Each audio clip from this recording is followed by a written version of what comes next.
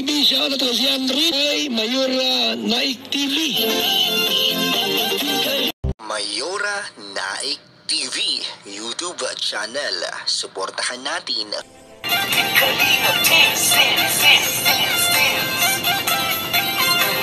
ang laging hanap-hanap, tumutulong sa kapwa at taong mahihirap, alintana.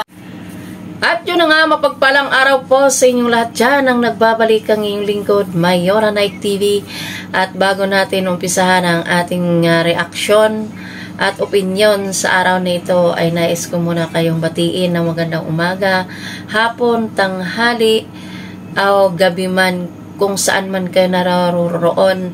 At especially sa kapwa ko OFW, mag-ingat po kayong lahat dyan. At ngayon nga po, ang ating bigyan ng reaction at opinion ay mapapanood sa YouTube channel ni Starrock, kung saan in-interview niya si J. Brad patungkol dito sa issue na lumalabas kay Midit. At itinanggi siya ni Midit na hindi si J. Brad ang unang naka-scout sa kanya. At ito, hindi na natin patatagalin, ay panoorin natin ang pag-interview ni Starrock kay J. Brad. At medyo nakaka-touch at ako din ay na-shock din ako dito sa pangyayari nito sa issue kay Midit. Dahil isa si Midit na hinahangaan ko dati sa Kalingap Angel. At ito, medyo ako'y hindi makapaniwala sa ginawa ni Midit dito kay J. Brad at sa kanyang mga sponsor. So, ito, panoorin natin interview ni Starrock. Suportahan po natin ang upload ni Starrock. So, hindi na tayo magpaligoy-ligoy. Ito, panoorin natin. Nasa reactor. Ay, reactionan ka. Well, may reaction na ba? Meron ka. Si Ma'am Bupil, nakita ko. Kumusta na pala si Brad? Napapanood. Konting kwan lang, katanungan lang. Okay lang ba? Sige na kuya, okay lang. Tanungin kita sa mga issue pa ng mga nangyayari na nakikita ko lang ito sa social media. Oo, yung mainit po. Mainit po. Mainit na usap po yun. Outbreak. Yun, nabasa ko rin yung post ni Midit, yung scout ko. Di ba scout mo yun? Na itinatanggi niya na hindi ka rin naka-scout. Di ba? Ano yung pagkaramdam mo nung itinanggi ka niya? Di ba nalaman ko rin yun yung mga balita-balita pa ganyan. Wala akong kaalam-alam na noon. Matagal na yun baka na-delete na nga yun Napanood ko rin yun sa isang TikTok. Napanood mo rin po ko. Na itinatanggi ka niya na ikaw, hindi daw ikaw ang naka-scout sa kanya. Meron daw bago mo daw siya matuklasan ay meron nang nakakuha sa kanya, naka-scout. Pero, ano masasabi mo doon, Di Brad? Ang ano kasi nung kuya, talagang, yun na lang yung kinakapitan sa inaasa ko na bilang isang achievement ko sa buhay na, yun, masama, sumakit yung loob ko. Hindi man yung isinusumbat. Yung talagang sumakit yung loob ko na, bakit ganun? Diba? Itinanggi ka niya. Bakit yun? Na nakaalis lang siya dito sa Kalingap. Bakit ganun yung naging agos ng hangin? Na unang-una, hindi ko nga yan alam Hindi mo alam yun? Hindi ko yun alam. Napanood ko lang yan yung sa TikTok na sinasabi mo ko, hindi ko yun alam. May ano lang, ngayon ko lang, tagal ko sabi ko, pinabayaan ko na lang. Parang binaliwala mo lang siya. Kasi sabi ko baka hindi man totoo. Pero yung may nagbigay sa akin ng clip, pero ayoko na siyang ilabas. Ano yung pagkaramdam mo nung gano'n yung mga sinabi niya? Yun yung sakit niya ko yung loob ko na nasaktan ka. Siyempre naman para ng luho. Siyempre kahit sino yung itatanggi mo na si J. Brad ang naka-scout sa kanya bago itatanggi ni Midit na hindi si J. Brad. At ito ay siyempre masakit kahit sino, masakit kahit kanino. Gawin ang ginawa ni Midit na yan ay masakit talaga. Kaya si J. Brad baka sa mukha ni J-Brad na nasaktan talaga siya. So, iyon, alam naman natin na mayroong parang sinungaling din itong si Midit kasi nga itinanggi niya. Itinanggi niya samantalang vlog sa kanya ni Kalinga Prab ay nagpapasalamat siya kay J-Brad na si J-Brad sa kanya ang naka-scout at tumulong na ilapit dun kay Kalinga Prab. Bago ngayon, ito itinanggi niya. Masakit talaga yan sa ating damdamin. Ako nga, na ako ay supporters lang noon niya, ay sabi ko, kailangan ko na rin siyang bitawan. So, ayan. Tuloy natin. Nang lumo. Na ako na sabi ko, yun na nga lang yung iisang scout ko. Bakit tinatanggi pa ako? Diba ko yan? Kaya nga, tama. Kasi ang hirap kaya mag-scout. Ikaw tayo mga kaimas kasi pag meron tayong na-scout at i-repair kay Kalinga parang Laking achievement yan sa atin. Achievement yun. Oo. Sa atin. Pero ikaw, bis na pasalamatan ka, pero itinanggi ka. Masakit Sakit din sa pagkaramdam. Masakit talaga. Hindi nyo ako nakikitang naggulok mo ko sa gilid. Masaya ako. Kumbaga, masaya talaga ako. Na sabi ko, na may na-scout ako na iba yung buhay. Pero hindi ako yung mismo nakapag-iba yung buhay niya, kumbaga naka-out. Kumbaga, ikaw yung naging daan. Ayan, daan lang. Pero hindi man yung kailangan, thank you. Kasi iba yung thank you sa sa, di mo man kailangan lumuhod. Di ba, kuya? Basta, ganun lang. Kaya gusto mo lang sana yung ma-appreciate din niya, appreciation. Yung ginawa mo para malapit sa Kalingap, di ba? Hindi niya lang. Ito yung napag-uusapan mo natin. Gusto lang natin na sa katotohanan na tayo. Pero kasi, kaya man, basta sa katotohanan, bakit naman tayo maya, di ba? Kaya nga po. Yun rin yung pinanindigan ko. Marami na sa akin nag-interview. Yun rin yung pinanindigan ko na tapos, yun nga yung napanood ko yung video na yun. Mas lalaw ng lumo. Yung sabi-sabi, totoo pala. Ang bihira yan. Kasi alam naman natin na nung time na hindi pa siya napupunta sa Kalingap, alam naman natin yung buhay niya, di ba? Compare nung napunta na siya sa Kalingap, yung nagbago na yung buhay niya. Pero hindi ko piniprepare na ako talaga yung nakapagpabago ng buhay. Kasi meron tayong sponsor, meron tayong viewers. Nandiyan si Kalinga Prab, naandang tumulong. Di ba? Minsan ba, si Brad, tanong yung nagtanong, honestly lang na tanong, minsan ba, pasalamat din sa'yo si Midit? Oo, nagpasalamat sa Team Edit na mapapansin niyo po yun. Thank you. May video yung sa vlog ni Kalinga Prab. Thank you, Kuya J. Brad, kasi nung nakita mo ko, inilapit mo agad ako kay Kalinga Prab. Di ba ito yung sinasabi ko? Ito yung sabi ko kanina na lagi siyang nagpapasalamat kay J-Brad dahil si J-Brad sa kanya ang naka-scout. Ito yun. Ito na yung sabi ni J-Brad ngayon. Sabi ganun? Opo. Bakit tinatanggi niya na? May video pa ako. Mama sa yung sa tayo no. Kasama kayo na yata nung kuya? Yung sa coffee. Yung dun sa magsaysay. Oo, kasama ko na. Kasama ka no. Diba, nandun yun. Na sabi ko, wala, natatawa lang ako. Bakit gano'n Di ba, nagpasalamat siya sa'yo? Opo. Nung mga una pa lang. Nagpasalamat siya na nagbago ang ihip ng hangin. Na napunta siya dinala mo siya sa Kalingap. Bakit nagbago? Ano kayo sa palagay? Ba't nagbago yung isip niya? Hindi ko alam. Hindi ako pwede magbigay ng statement yan. Hindi ko alam kung bakit. Sa tingin mo, may nagsulusol? O may nagsasabi?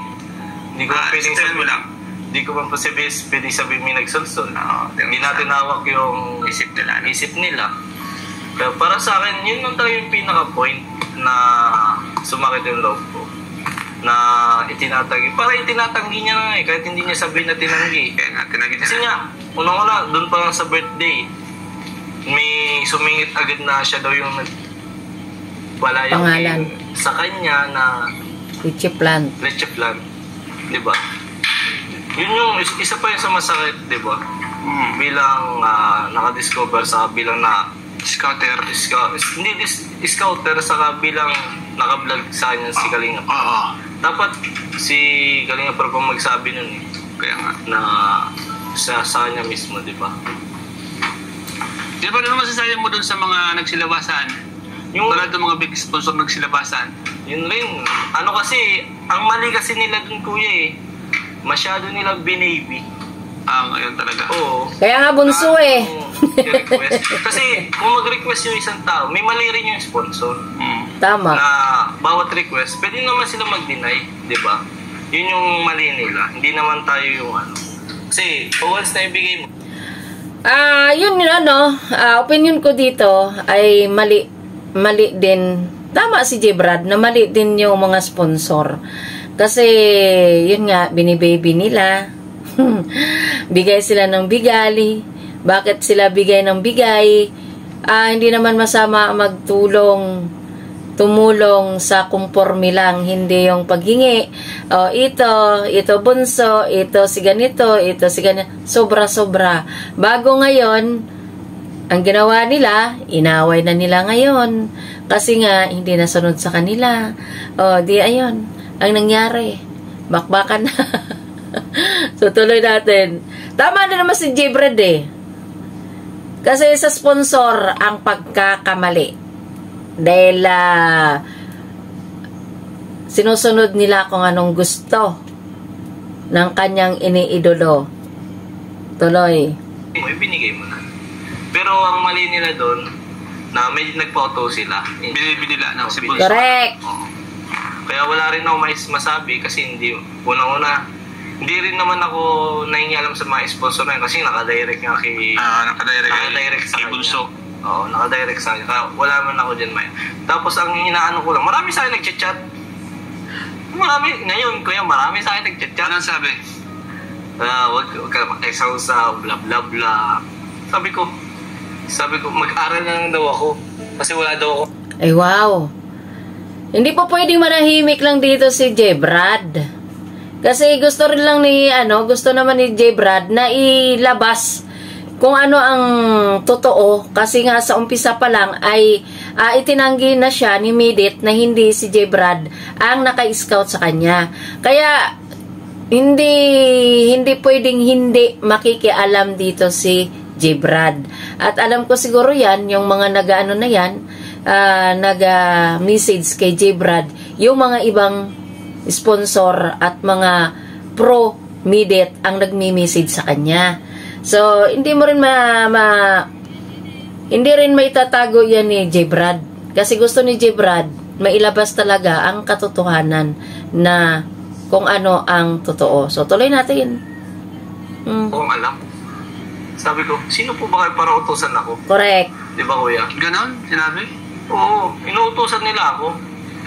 Na unang-una, bakit hindi ako nilalabas ko lang yung hindi tayo sa one-sided. Nilalabas ko lang totoo yung yan. kung siya. Hindi yung paninira. Hindi paninira. Nilalabas mo lang yung katotohanan na kung paano siya... Iba ang paninira sa katotohanan. Kasi may video ko nun eh. Tama. May mga katibayan ka. Oo. Ang wala lang, may isang comment lang talaga ako. Pero binawi ko na yun. Nagpakababa na ako. Humingi na ako ng sorry. Na kung nabanggit ko man yung pangalan ni... Ay, wala mang pangalan. Username na Mama. Humingi na ako dun ng sorry sa vlog ni Kuya Bal. Na, kasi nabasa ko lang talaga po sa comment na baka daw, bakas yung mama niya. Mama niya pa ang nagsabi. Yun, kuya. Pero, ngayon ko lang napatunayan na hindi pala siya. Kaya humingi ako ng, sorry, na naibagit ko yung mother niya, di ba, kuya? Humingi ako ng sorry. Yun.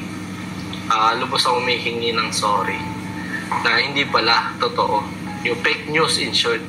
Fake news. Hindi, kasi doon daw talaga tayo sa totoo. Totoo lang tayo. Oo. So, ayan na J. Brad, tapos Yun na nga, nagsilabasan na nga yung iba-ibang kuro-kuro baga na. Tapos, ngayon may linabas siya na nag-post baga siya. Ano masasabi mo doon sa post niya? Nabasa mo na? Doon ko yan. One-sided ka daw? Tapo niya. One-sided kasi, side ko yun eh. Side view, di ba? Kaya sabi mo na yung katotohanan ako kasi one-side ka. Alam nga sabihin yung two-side na magsinungaling ka, di ba? Oo, one-side na ako. Di ba? Tama naman yun. Saka yung pinost niya, ayoko nang magsalita doon. Oo, tama. Baka lalo lang lumaki. Kasi unang-una, ayoko rin magka-issue. Yun. Gusto ko lang ilabas. Kung magka-issue man, okay lang. Kaya nga. Basta yung totoo. Basta totoo. Oo, kasi ayoko nang magsalita doon tungkol sa ano na yun, kuya.